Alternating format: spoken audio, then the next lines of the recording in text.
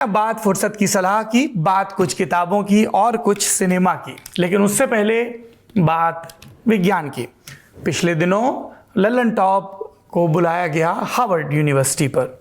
Hard work भी था, बुलावा भी था। वहाँ पर गए स्टूडेंट से एक इंडिया कॉन्फ्रेंस करवाते हैं, उसमें अपनी बात रखने का मौका मिला Kennedy school of public policy में। अगले रोज़ हार्वर्ड बिजनेस स्कूल में भी छात्रों से संवाद का मौका मिला ब्रेकफास्ट मीट के दौरान। यूनिवर्सिटी को देखने का मौका मिला, लाइब्रेरी को, वाइडनर लाइब्रेरी को देखने का मौका मिला, MIT की मीडिया लैब में जाने का मौका मिला, बहुत सारे भारतीय और भारतीय मूल के छात्रों से मिलने का भी मौका मिला। इसमें यूनिवर्सिटी ऑफ मिशिगन, येल और कोलंबिया यूनिवर्सिटी से कॉन्फ्रेंस के लिए आए छात्रों से संवाद भी शामिल है। और तब एक विचार जन्मा जिसके बारे में हम जल्द आपको विस्तार से बताएंगे, जो ज्ञान से जुड़ा है, विज्ञान से जुड़ा है और दुनिया भर में फैले भारतीय वैज्ञानिक छात्रों की मेधा को एक मंच पर लाने और उनको और उनके ज्ञान को आप तक पहुंचाने के संकल्प से जुड़ा है। इसके बारे में विस्तार से बात करेंगे। अब बात किताबों की, विज्ञान पर बात। हमारे एक मित्र वहाँ पर हमसे मिलने आए, एक दर्शक, और उन्होंने मुझे ये किताब तोहफे में दी। मैं उनका बहुत शुक्रगुजार हूँ। उनका नाम है आदित्य अंसोदरिया। वो वहाँ पर वैज्ञानिक हैं और जिस विषय पर वो काम करते हैं उसी से जुड़ी ये कमाल की किताब लेके आए हैं। वॉल्टर इसैक्सन की किताब है। इससे पहले इन्होंने स्टीव जॉब्स पर बहुत चर्चित बायोग्राफी लिखी है। इस किताब का नाम है द कोड ब्रेकर। ये किताब जेनिफर डोडना के बारे में है, जीन एडिटिंग के बारे में है और ह्यूमन रेस का फ्यूचर कैसा होगा, इसके बारे में ये किताब है। बेस्ट सेलर किताब है न्यूयॉर्क टाइम्स की। इस किताब को मैंने पढ़ना शुरू किया है। आप कोविड से शुरू होती है ये किताब की, तब वैज्ञानिक साथ में आते हैं। फिर क्रिस्पर के बारे में बताती है, जीन एडिटिंग के टूल के बारे में बताती है, इसको लेकर जो एथिकल डायलेमा है, इसका डेवलपमेंट कैसे हुआ और एक महिला के लिए साइंस की दुनिया में अपनी जगह बनाना कैसा था, नोबेल प्राइज़ जीतना कैसा था, इन सब के बारे में विस्तार से किताब बात करती है। The code breaker, recommendation number 1।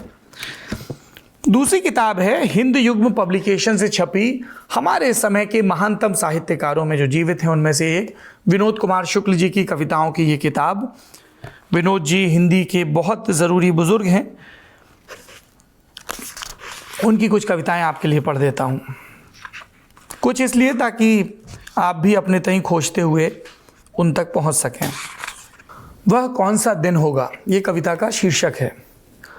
वह कौन सा दिन होगा जब मैं नहीं रहूँगा, उस दिन भी रोज़ की तरह कामकाज से जीवन को दोहराता हुआ। वह दिन सप्ताह का 8वां दिन होगा, वर्ष का 13वां महीना, और मैं मृत्यु के अंतिम वर्ष को बहुत जीवित रहते हुए मृत्यु के बाद के वर्ष की तरह जीऊँगा और इसी पृथ्वी को स्वर्ग समझ लूँगा।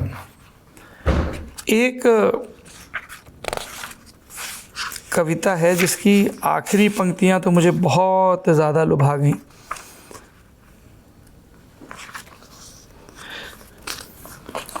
ये कविता सुनिए। दुख की आदत है, दुख की आदत है, बहुत कठिनाइयों से एक एक दिन उम्र की दूरियों को पार करते इस उम्र में पहुंच गया हूँ। आखिर सब कुछ पा लिया जैसे, सबके साथ गृहस्थी और प्रेम को थामे कि दूरी बची नहीं लगती है। पता नहीं कौन सा एक सुख बचा रह गया है, एक सुख का दुख है और कोई दुख नहीं है। विनोद कुमार शुक्ल। तीसरी किताब कहानियों की किताब है। इसे लोक भारती ने छापा है। मेरे बहुत प्रिय कहानीकार नौजवान अनुराग अनंत, उनकी कहानियों का ये संग्रह है जिसका नाम है मुहावरे की मौत। इसकी एक कहानी का एक पैरा आपके लिए पढ़ देता हूँ। ग्रैंड इवेंट शीर्षक है इसका। बात न जाने कब की है पर बहुत पुरानी बात है, इतनी पुरानी बात कि आदमी मर के देवता हो सकता था। एक गांव था जो बाद में मेरा शहर बन गया। उसी गांव में एक तवायफ रहती थी। उसकी एक औलाद हुई जिसके नाम की किसी को कोई फिक्र नहीं थी। लोग उसे रंडी की औलाद कहते थे। जब तक उसकी माँ जीवित थी वो अपनी माँ के साथ गांव के बाहर रहता था। उसके मन में धन, संपत्ति और स्त्री देह के प्रति एक वैराग्य आ गया था।